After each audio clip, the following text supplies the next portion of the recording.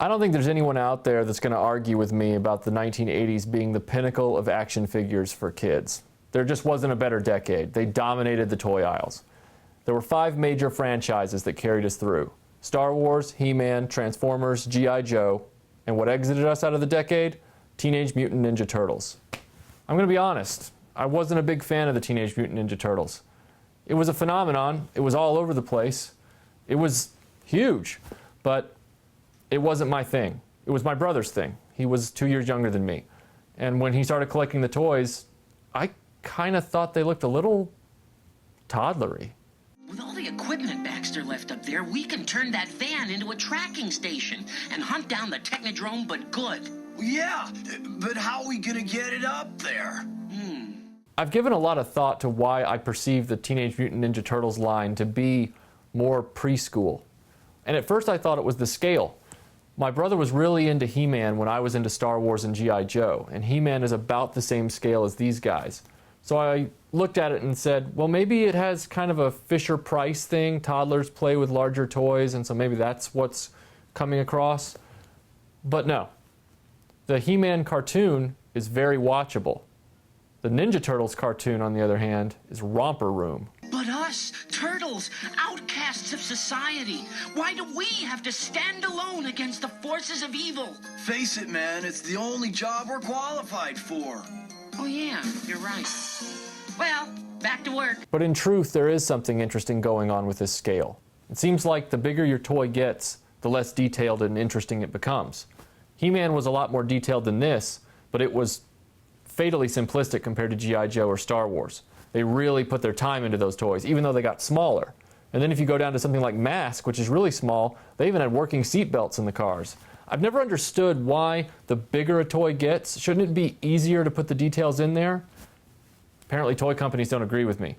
So I wanted to look at the main flagship of the Ninja Turtles line, which is the Turtles Party Wagon. Yes, it's called the Party Wagon, which by today's standards means that it's a nice rolling hangout for teenagers to get into, do drugs, drink, have sex. Awesome. It was originally acquired by them in the cartoon. They got it from Baxter Stockman, who is the evil Mouser scientist. And then what they ended up doing was modifying it. Donatello put all sorts of computers and gadgets and things in it and made it their Batmobile. The Playmates van does not have anything like that in there. Nothing. If you look inside, it's just an empty tub with some bench seating on it. There's no gadgets like there are in the show. In the show, it looks like it's filled to the gills with sonar and radar equipment, surveillance technology, and here it's just these plastic bench seats where you just pile the figures up. There aren't even seat belts in there like there are in the G.I. Joe APC, and the construction is like a Play School or Fisher-Price toy for toddlers. It doesn't even have glass in the windshield, which every single action figure vehicle would have. They would have glass in the windows. This doesn't have that. So I guess if they get in a head-on collision, turtles are just going to be flying through and hitting the street. This turtle shell on the front is supposed to actually stick out from the front of the van, and here they just cut an inset into it and then you slap a sticker in there. It's just a cheap way out. Another ill-conceived feature about this van is the arm that's spring-loaded that comes flying out of the side of the van when you lift the roof up to release it, and the floor pan comes out and releases these bombs onto the street, and then the turtle is suspended on this arm by literally a rubber band. That's what came with the toy, a rubber band. In the show, that arm had a cannon on the side, so the turtle was actually operating a laser cannon. Here, they didn't even put that in. The turtle just hangs out there, I guess waiting to be clotheslined by a light post. In the television show, the turtle van is also depicted with these massive battleship cannons on it, these big gray howitzers. They're not on the toy either. You've just got these rinky-dink blasters that are on top of the rear view mirrors. Another thing that bothers me is that there are no access doors to the driver's seat. So the turtles have to lift the roof, and then you kind of have to jam them in at an angle to get them to fit in the front seat. The vehicle doesn't even have a dashboard or a steering wheel, so I don't understand how the turtles are even driving this thing. It's just a big plastic terrarium for these dumb figures. I've talked to a lot of fans of Ninja Turtles and the Playmates toy line, and they defend this oversimplistic design by saying, well, that was Playmates style back then. That's how they made their toys. But I don't buy it. The reason I don't buy it is because in 1990, they got the rights to the Warren Beatty Dick Tracy movie.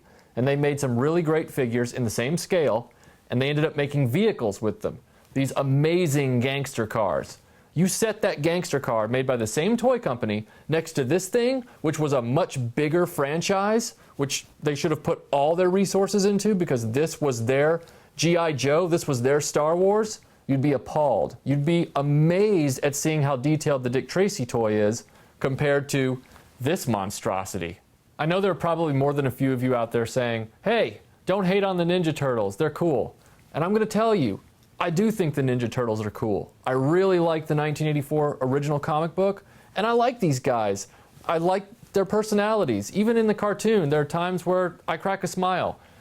I grew up with this. There are some positive things about the van, too. It's really durable. It could survive more than a few major collisions with the family dog or a brick wall. Better than any G.I. Joe vehicle or Transformer I've ever had.